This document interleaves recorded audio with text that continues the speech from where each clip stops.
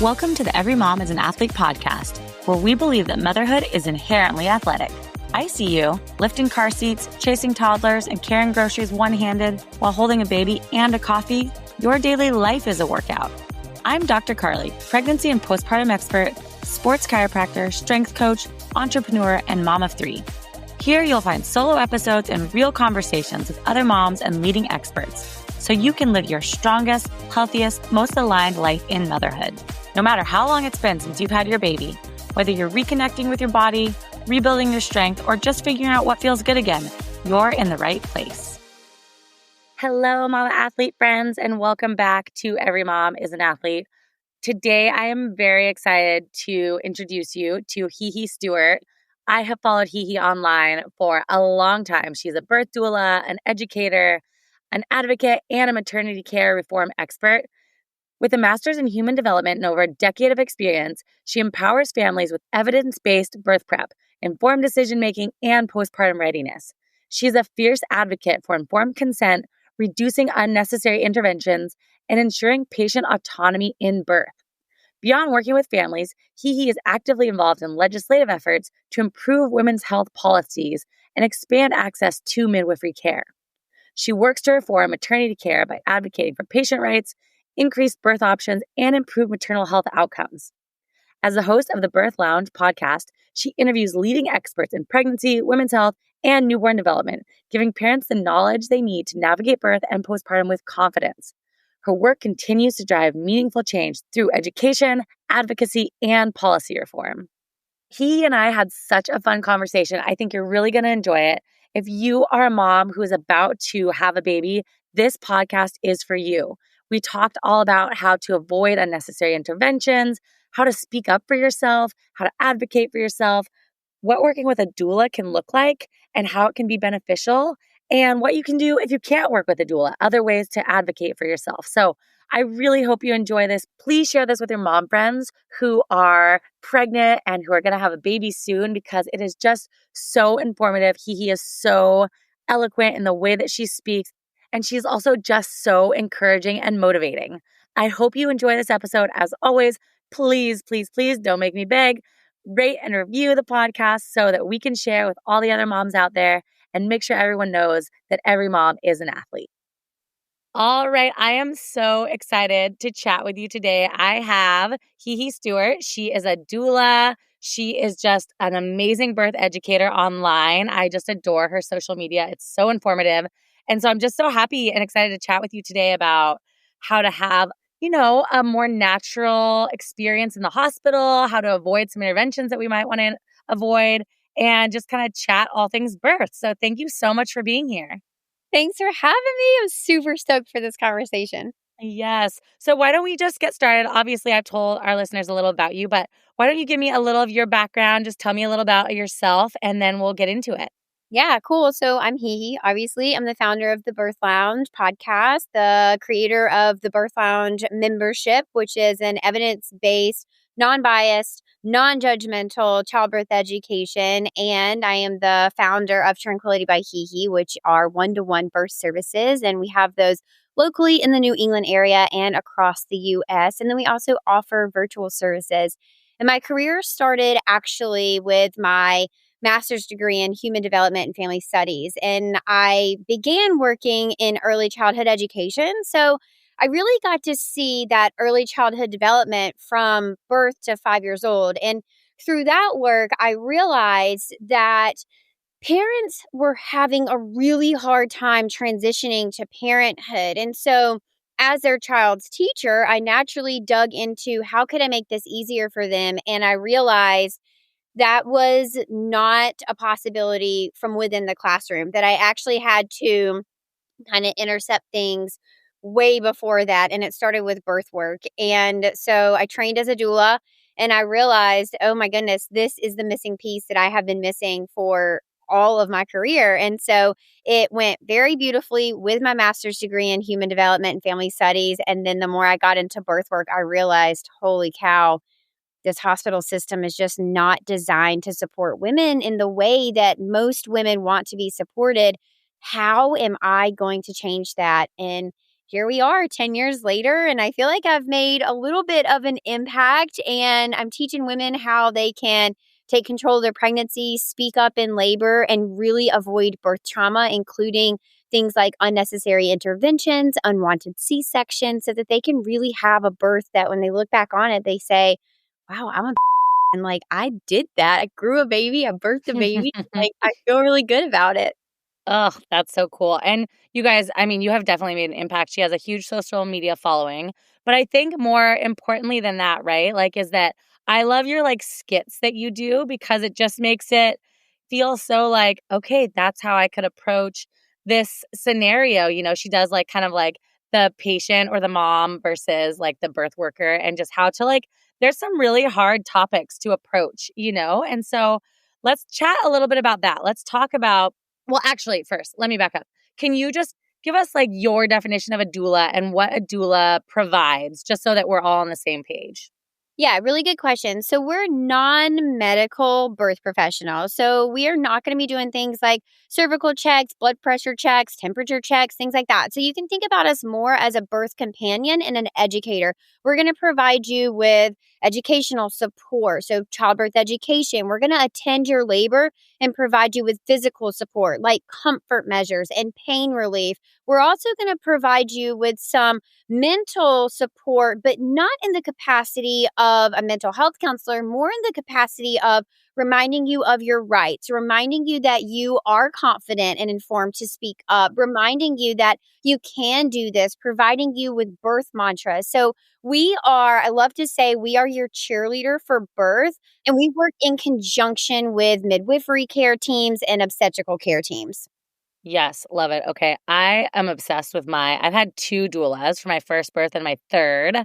My third one was amazing because she was actually a pelvic floor PT before.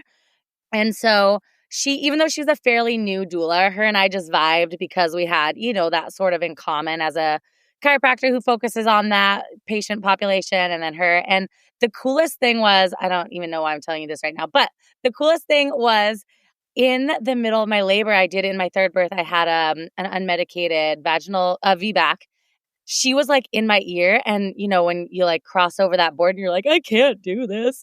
And she was like, this is what it feels like to have a baby unmedicated. This is what it feels like. And I was like, yeah, this is what it feels like. I can do this. I love it. Yes. And I had talked with her and like what I love about doulas is you know, it is important to find someone that you vibe with, that you really feel like you guys are on the same page.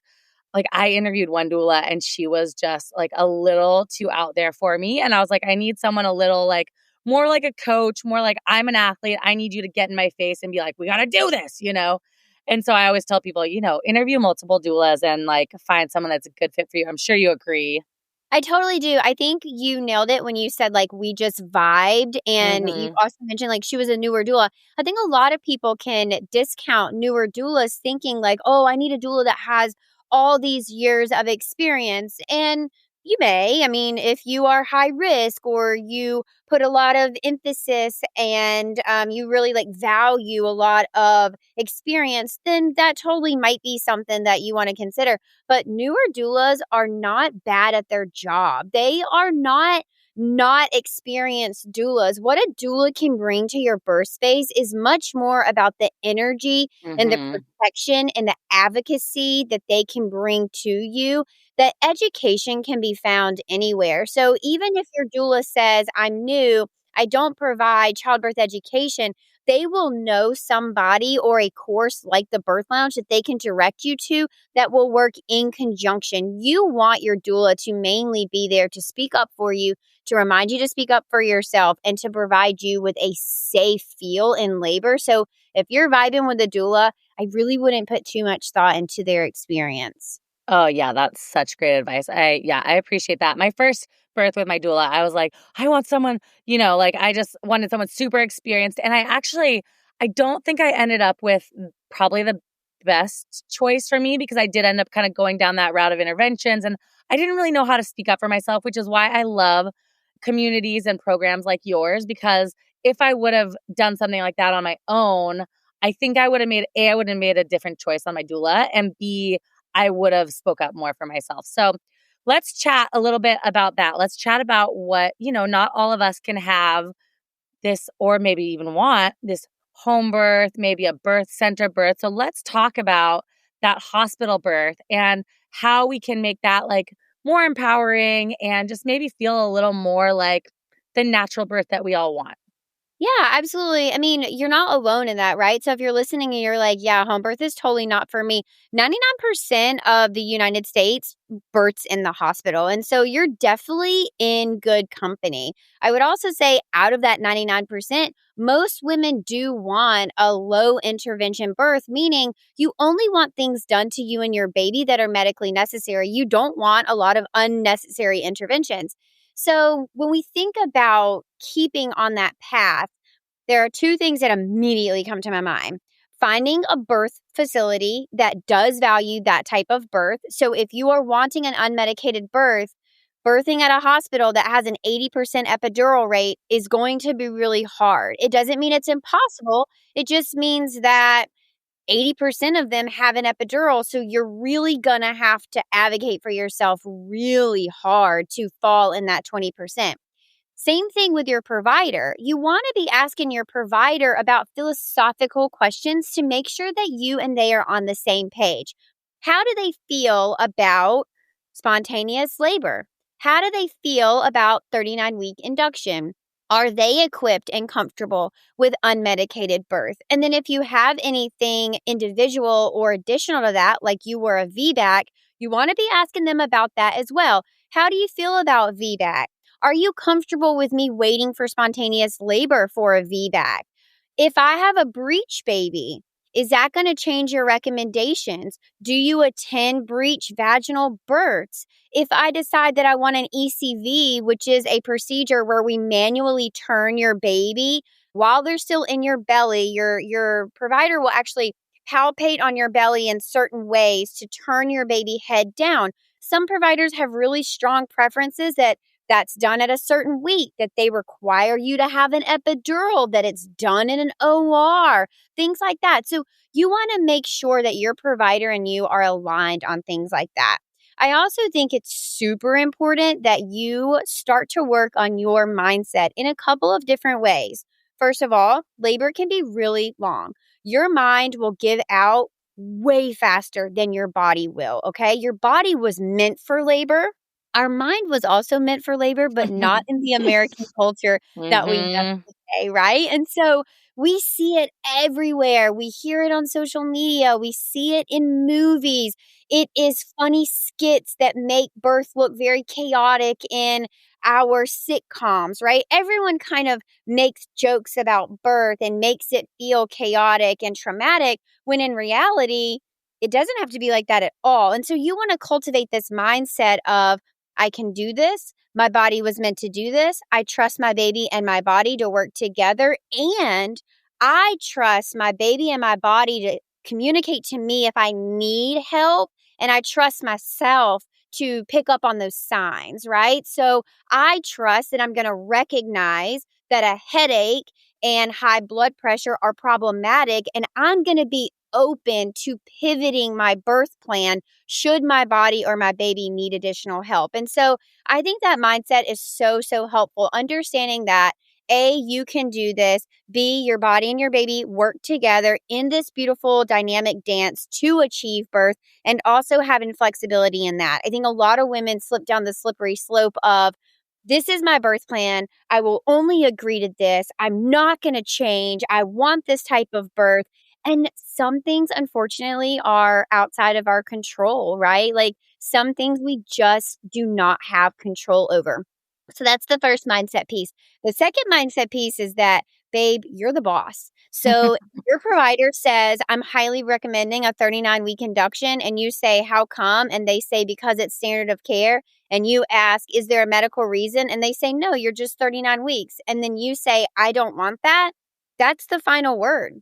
I don't want that. I'm not going to agree to that. There's no medical reason my baby out or to subject me to an induction. There is no benefit to it medically for me and my baby. It is just as safe to wait for spontaneous labor than it might be to go into a 39-week induction. However, arguably, 39-week induction may actually increase your risk for things like a C-section or unnecessary interventions, because we know that once you start an induction, you are subject, most likely, to additional interventions that if you had waited for spontaneous labor, you may not have ever encountered in your birth. And so I think a lot of people go into the hospital system thinking, we're all kind of subject to this be a good girl idea. Be the polite and respectful patient. Don't be the patient that causes trouble. But at the end of the day, the law says that your patient autonomy, your medical freedom,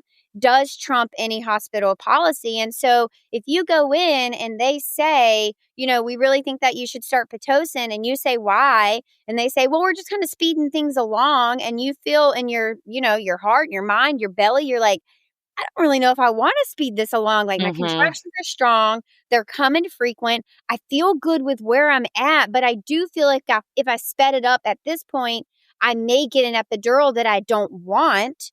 Then say no. However, there's a place for all medical interventions. So let's say you have been laboring for 24 hours. Your labor has slowed down. Your contractions aren't strong and they're not coming rhythmically. And you have eaten and you've taken a nap and you're hydrated. So we've kind of checked off all the things that we kind of think your body might need in order to get back into labor. Maybe you do consider low dose Pitocin. It can also be temporary, right? So really understanding that your provider and the hospital system and hospital policy will never, ever rank above what your personal preference is going to be huge, because a lot of people look at their provider as an authority over them instead of an authority figure to consult with while you actually have the final say. So that's what I would say. And then in terms of environment, think about safety. We talked about that earlier. Think about lowering the lights. Think about bringing a speaker and having a playlist. It may not be a playlist that you necessarily put together, but it's a playlist of ocean waves or rain, or, if you're spiritual, your favorite worship music, or if you're really into rock, maybe you put together a playlist of like songs that jam you up, that really get you going. Or maybe you have a playlist that is your favorite workout playlist and that's what you listen to in active labor, right? Things that really motivate you. Think about bringing either Christmas lights or little tea light candles that are battery powered. Make the space homey, cozy, warm, inviting, because the hospital smells sterile. It's got bright white lights. There's a lot of beeping and medical sounds around you. And so what you can do is try and counterbalance those. Bring your own pillows, bring your own robe, bring essential oils that you can put on cotton balls. Some hospitals are not going to allow you to have a diffuser. Some will. Again, these are all questions that you can ask in your prenatal appointments to understand what type of environment am I walking into and what will my hospital staff be supportive of versus kind of give me some resistance against. Yeah, okay. You just answered like 20 of my questions. Oh, good. Okay, a few things. I want to go back to the very beginning just to make this clear. You mentioned talking to your provider, those rates at the hospital of interventions, of C-sections. Just so everyone knows, you can look those up online. So that's all available for you too. Hospital percentages of what their C-section rate is, all that stuff. So you can ask them, but you can also look it up in your area. So correct me if I'm wrong on that, but I'm pretty sure that's right? Yeah, leapfrog.org is a great resource. Not all hospitals participate in those surveys, but I will put one little bug in your ear is that if your provider really just refuses to answer this question, I automatically take it as a red flag. Yeah, Right? totally. It's like, well, what's your C-section rate? Oh, I'm not exactly sure. It's like, okay, well, out of, 1 month, how many C-sections do you think that you do? Oh, I couldn't really tell you. Okay, well, in the last 2 weeks, how many C-sections have you done? I don't really keep up with that. It's like, first of all, why not? That is an incredibly important stat. We would never let a football player not know how many touchdowns they make. We would never let an accountant not know how many of their clients got callbacks from the IRS because something was wrong with their tax forms. Like, we would never let a swimmer not know what their best stroke is? Like, you have to know these things when you are a provider. It is really important to know if you are over operating on your patients or if you're under operating on your patients. There is a sweet spot that we want to strike. And the World Health Organization says that it's 10 to 15% for our nation. Okay. And so we really, really want our providers to be having an appropriate amount of C-sections where we're truly saving lives, but not too much where we are now harming people. And so if they really can't give you numbers, I personally would switch my care. I would never feel safe with a provider who claims that they don't know their number and or they genuinely don't know their number. That tells me you're not paying attention to your stats and therefore you're not trying to improve your patient outcomes. And guess what? You're their patient. So if they're not trying to improve your outcomes, what the heck are they doing? Yeah, exactly. I will mention too, we're talking about unplanned C-sections, so not planned C-sections. I do have, just in case, I was just talking with a gal about this. I do have an episode, you guys, I think it's episode 7 on how to have a gentle C-section. So if you know that you're going to have a C-section because your baby's breech or for whatever reason, there are ways, again, to make it feel more natural and some of the things that she said in the hospital. And I had that with my second son and it was a really great experience. So that is possible, but we're talking about unplanned here. Just a quick pause. If you're feeling like your body doesn't feel like yours anymore after having a baby, if you don't know where to start or you're tired of guessing what's actually safe postpartum, I've got you. I created the Postpartum Restoration Plan to give moms a clear, doctor-designed roadmap to rebuild strength, support their core and pelvic floor, and start feeling strong again.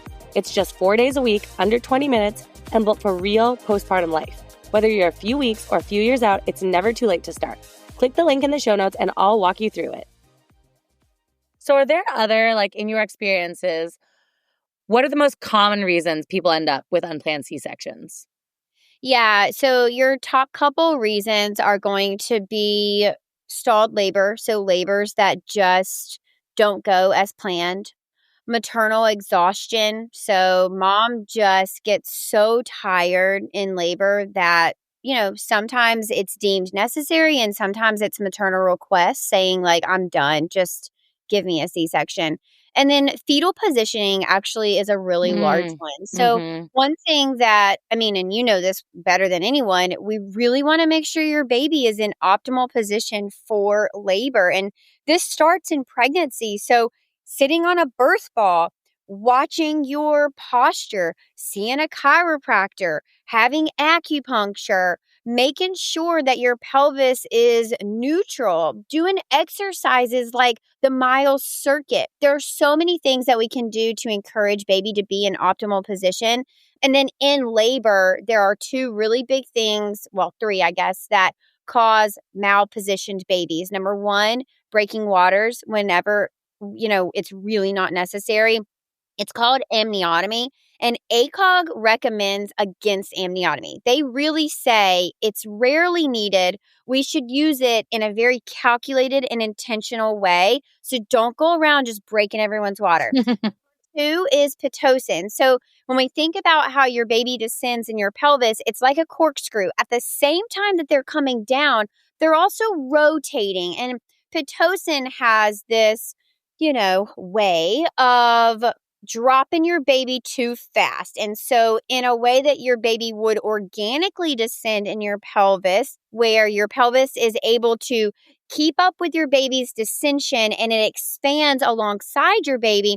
When we introduce Pitocin, we sometimes find a mismatch in that descension, meaning that your baby comes down too fast and your body is not able to catch up with it, or your baby comes down too fast and they aren't able to get their head in the right direction. We really want your baby to have a tucked chin and for them to be, head down and the crown of their head. So the back part of their head is actually presenting on your cervix. So sometimes we see malpositioned baby where their forehead is presenting or their ear, or they may not have had enough time to get their hand out of the way. So that's the other thing. And then the third thing is just not being mobile.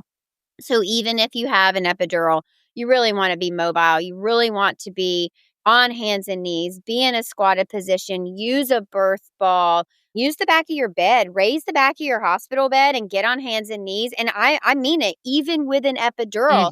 If you Yeah. are unmedicated, get out of that bed, sister. Mm-hmm. Get out of that bed. Do not stay in bed. If you need a nap, that's okay. But we want to make it 60 minutes or less, and we want to use a peanut ball. And then we got to get up and we got to work again. And maybe you work for 2 or 3 hours and you go back for another 60-minute nap. I'm not depriving you of sleep, but I am saying if we keep your hips immobile, your baby is going to have an incredibly tough time transitioning down and descending into your pelvis. And that's going to give us that malposition, which is going to make labor harder, maybe even present as back labor, and possibly cause an unnecessary C-section.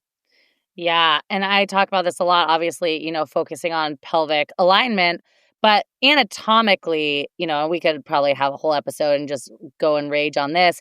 The best way to have a baby is not on your back. Anatomically, it's the most closed position of your pelvis, right? So we can look back and, like I said, we can look at how that started, and it was sort of a patriarchal thing. And we don't need to go there right now because we'll never stop talking about it. But naturally, if we look back, thousands and thousands and thousands of years, the better way, and I'm not saying this subjectively, I'm saying this objectively, the better way for your pelvis to birth is in a squatting position, in hands and knees and side lying, all those things. So that's actually not up for debate. Whether you want to do that is a different story, right? But I can also say, having been induced, so I have had every kind of birth, okay? So my first birth, I got induced because I had preeclampsia. My second birth, I had a breech baby, so I had a C-section. My third birth, I had an unmedicated VBAC. So what you want to know, right? But I will say induction contractions versus natural contractions are 1,000,000% different. There is nothing similar to them at all. It's very unnatural how fast it happens in induction. And it is, you get no rest. Even my husband, we were talking about it, planning for our third birth. And he was like, I asked him, I was like, do you remember me resting? He's like, I literally don't remember you resting between contractions. Because I was telling him, you should have, this minute or 2 minutes or 3 minutes, between contractions. He's like, I don't remember you resting at all. And I was like, I know, because I didn't. Because that's that quickness you're talking about in induction, Well, Pitocin just interacts with your brain in a very different way than Mm-hmm. organic endogenous oxytocin. And, we've done really good work in copying oxytocin as closely as we can. But at the end of the day, it is a lab-made hormone, right? And so Mm-hmm. the body's really smart. She just is. And she is going to know a lab-made hormone versus an endogenous hormone. And so while we can mimic oxytocin closely, they are similar. They will never, ever be the same. We're also finding with newer data that we've been using Pitocin incredibly inappropriate. Not only do we usually introduce it at an inappropriate time, but then we are introducing it too fast and too much. And so what we find is endogenous oxytocin is actually more cyclical. You can think about it as valleys and peaks. And so the body is going to give you a dose of oxytocin, and then it's going to lay off and let those contractions do their thing. And then it's going to give you a dose of oxytocin, and you're going to have this valley where it's just letting your body do its thing, and so on, right? You get these doses incrementally. With Pitocin, first of all, it's a direct line into your bloodstream. And so once we start it, it is a continuous drip. The body doesn't really know what to do with that because oxytocin doesn't ever happen like that. If you think about happiness or the runner's high or orgasm, oxytocin is this quick spurt of a dose of oxytocin. So when we hook up Pitocin, the lab version, and we put it on a continuous drip, the body is kind of like, what am I supposed to do with this? And then we have to think, should we be titrating it up and down according to what we would typically see with endogenous oxytocin? The thought as of the data that we have now coming out is yes, we should be using it a little bit more like oxytocin. And then the second thing is, and the FDA has actually said this for many years, it has been their guideline for Pitocin for many years. And obviously, it hasn't been adopted in the hospital system. Hopefully, we see that now with the newer data, but we should actually be turning off Pitocin in active labor. We should be getting the body to active labor and then turning off the Pitocin and seeing if the body can take over naturally. And most of the time, it will be able to. So again, these are wonderful questions that you can bring to your provider and your prenatals and say, hey, if I need Pitocin in my labor, I'm hoping to talk about some of the hospital protocols. What do you guys typically do? I really have a preference for this. How can we meet my goals in not overusing Pitocin? Because I really don't want a C-section. I really am trying for unmedicated, and I don't want to get the epidural due to inappropriate Pitocin use. Mm-hmm. Yeah, that's a great point and a great segue into talking a little more about induction. So what are other things, obviously, talking to your provider about Pitocin use, what are other things that you recommend people know going into an induction or maybe ask or just prepare for? Yeah, well, I think the first thing is that 39-week induction can often be presented, and we're talking about elective induction, right? So you don't have a medical reason. So you don't have preeclampsia. You don't have any sort of medical condition that is requiring an induction. But an elective 39-week induction, we do know that it does increase your risk for a C-section. So any provider who says like, well, let's induce you now and it'll decrease your risk of a C-section, that's based on the ARRIVE trial, and that was actually incredibly flawed data that's not applicable to the majority of the population. So I think that's the first thing to know is that induction all in itself without a medical reason will increase your risk for a C-section. The second thing to know is that the way in which you're induced is really, really important. We want to follow the natural organic patterns of labor. So before you start to have contractions, your cervix is actually going through a process called effacement, and it gets really, really thin and squishy. Typically, our cervix is kind of hard. It feels like the tip of your nose. It's like pretty firm. When you are effaced, it feels more like your lip or even like your cheek. It is really soft. And so we want to make sure that we are actually getting your cervix during an induction to that cheek point from that nose point. And this is going to look like cervical ripener, Cervidil, Cytotec, misoprostol. It goes by different names. And some of them can be oral, so you put them in your mouth. And then some of them are vaginal inserts, and they actually go inside your vagina and they help efface your body. What a lot of people don't realize is this process of effacement can take 1 to 2 days. And it may feel like, what are we doing here? I'm just sitting around. Nothing is happening. I'm not having contractions. I'm not doing this.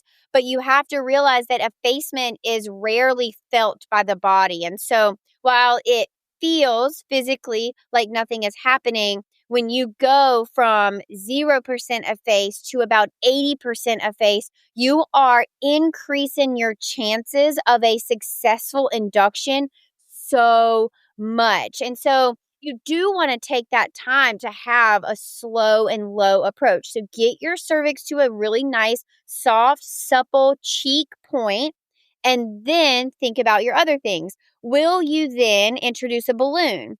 That's a mechanical dilation. They're going to put a balloon in your cervix. They're going to fill it up with saline, and it will cause downward pressure in or like on your cervix. This is going to cause dilation. The one risk with that is that when we take out the balloon, if your baby's head has not descended to a point to then take over that pressure, you may see that dilation go backwards. So you may say, well, I'm 3 centimeters. We're going to take out this balloon. When you take out the balloon, your baby's still really high and you go back up to 1 centimeter. Nothing is wrong. It just means we need to wait for your baby to descend. And so therefore, I think a lot of people are very caught off guard with how long an induction can take, especially a non-medical one. And then the third one is obviously just being very mindful and intentional about how we use Pitocin. And that goes back to what we just talked about. So regardless of how you're using Pitocin, whether it's medical or elective, the same rules apply. Use it slow. Think about titrating it up and down. Don't be afraid to turn it off in active labor, and make sure that we're not overwhelming your body. The other thing is you can actually stop Pitocin and then start it again. And so if you turn off the Pitocin or you turn it down and you find that your contractions go away, put some more Pitocin in there. There's no harm, no foul. Here's another thing I'll tell you with Pitocin.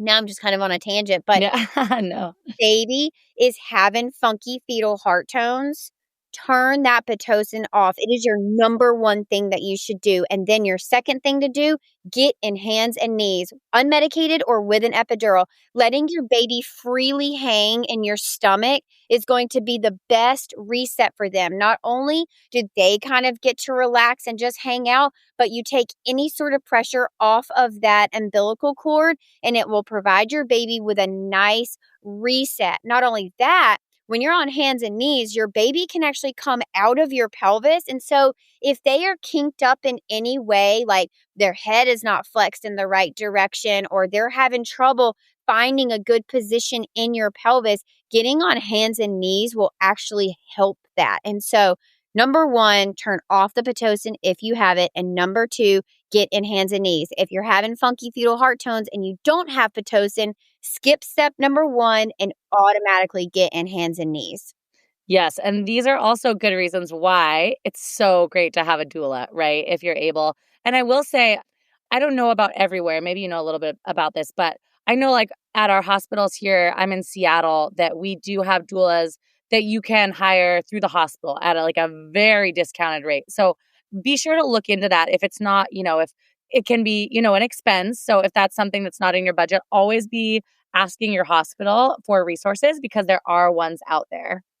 It's also a great thing to add to your baby registry, right? So like Yeah, you don't put as many onesies or baby socks on your registry, but totally. instead you ask people to donate money to a doula, because that's going to serve you a lot better than those onesies. Your baby can be Yeah. naked. Who cares if your baby is dressed? Everyone loves a naked baby, but a doula will really make a big difference. It does. Yeah. Just even speaking from experience, just having that, like you said, like, okay, now's the time when we should get on hands and knees, and like helping you, say that you want to do that, because like we don't know, the moms don't know. And even going through a program where you learn a lot, like I have a lot of information, I don't know when it's time to get on my hands and knees, for during birth. So I just really encourage people to look into that, because it is just so helpful. I want to just touch on one more thing about induction, and then we'll start to wrap up. If someone does find out that they're being induced, for whatever reason, it can be discouraging. So what would you want them to hear about that? What do you want them to know? Yeah, if you're going in for a medical induction, you're making the right choice. There's a reason that you're going in. Either you or your baby, or maybe both of you, are safer with your baby on the outside. And you know what? This is why we have the tools in our toolbox to be able to induce when we need it. So I would say really get clear with yourself in giving yourself grace, releasing the responsibility that you did or didn't cause this, because I promise you did nothing No. wrong. Sometimes we just need to be induced. And then I would say get really clear on your induction plan. You have a lot of control. So many people spiral and think like, oh my God, now I have to have an induction. I have no control. I'm going to have a bad birth. Like, no way. Our team sees good inductions all the time. It's actually rare that we see a bad induction. And it's Mm-hmm. because we get really clear. We reassure them like, hey, your body is asking for help. Your baby is safer on the outside. Let's go ahead and talk about how we're going to do this gently. And maybe it really does look like a 4 or 5 day induction, which is different than what you had planned. And I totally Mm-hmm. understand that. But pack your iPad, bring Mm-hmm. movies, go to your local Dollar Tree and get Sudoku puzzles and word finds and coloring books. Bring things, cards, Uno, bananagrams. Like there are so many things that you can fill your time with to make it more enjoyable. I understand that it's never going to be like woohoo, I'm stuck in the hospital. Like, that's just not, no one loves to be in the hospital, but you can definitely make it fun. Take videos for your baby, write a letter to your baby, start on your baby book, bring your scrapbooking things. There's so many things that you can do to pass the time in the hospital. Take it low and slow, and do recognize that you are making the right choice for you and your baby, which just proves how good of a mom you are. Oh, yes. I love that so much. That's so sweet. So, to wrap up here, I'd love to ask you just 5 kind of quick, fun questions to get to know you a little bit better. Are you ready? I'm ready. All right. So, number 1, what do you think is the most underrated item in a hospital birth bag? Ugh, a TENS unit. I think so many Yeah. people don't order a TENS unit, and you need it. It's like pretty cheap. It's $20 to $30. Put it in your birth bag. It will carry you through the most intense contractions. Yeah, and it just helps, just so people know what a TENS unit is. It just helps. It basically like distracts your body from the pain.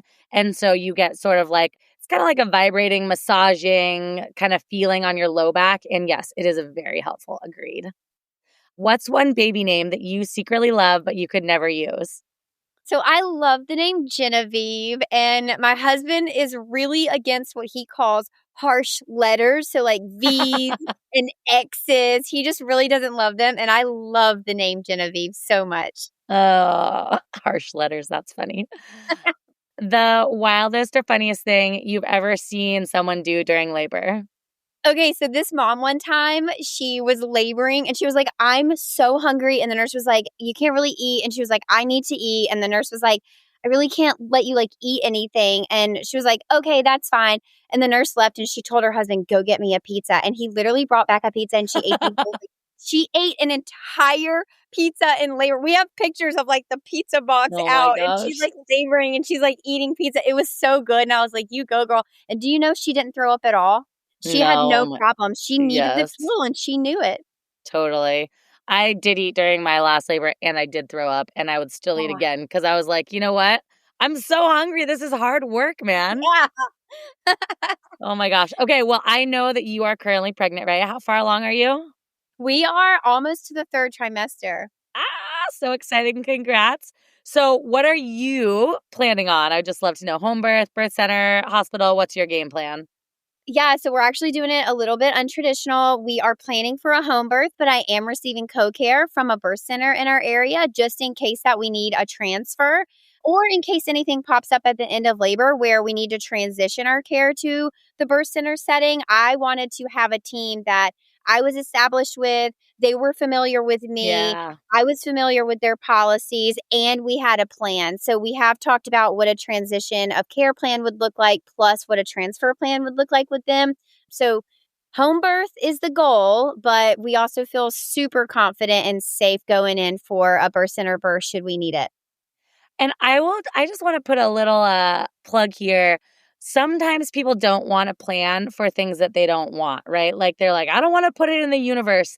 And I'm always like, you know what? If you have that much power, like give me some of it because just because you make a plan for here's what happens if the need for induction, if the need for C-section arises, like have that plan in place because it is so much better to have it written out and feel confident in what you're doing than like ignoring it and then getting to that spot and being like, I don't know what to do. So make a plan, just like he just said.